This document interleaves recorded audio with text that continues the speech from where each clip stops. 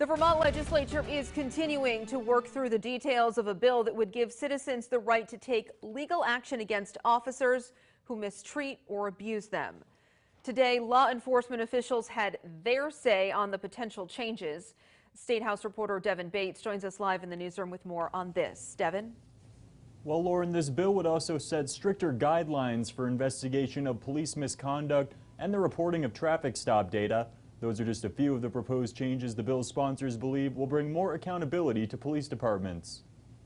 One of the many changes proposed in Vermont's latest police reform bill would prohibit confessions based on false information. In other words, if a defendant confesses based on false facts given by law enforcement, it couldn't be used as evidence. This is a technique that can be used in interrogation practices. A good percentage of false convictions come from false confessions. But Michael Sherling, commissioner of the Vermont Department of Public Safety, said it's a situation that rarely happens in the Green Mountain State. The courts have created very well-established guardrails and rules around what constitutes a knowing, intelligent, and voluntary statement.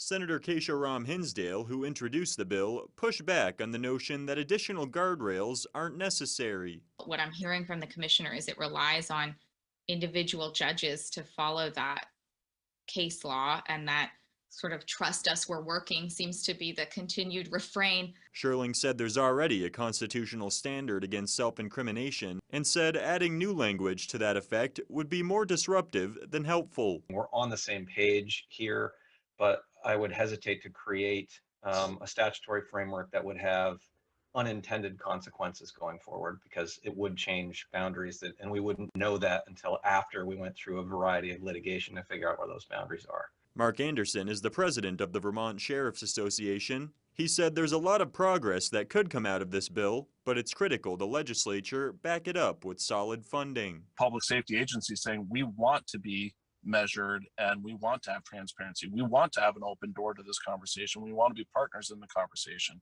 where we will make requests to the legislature. Please provide us the resources to do this work. Please provide the academy the funds to fund an investigator to look into excessive use of force.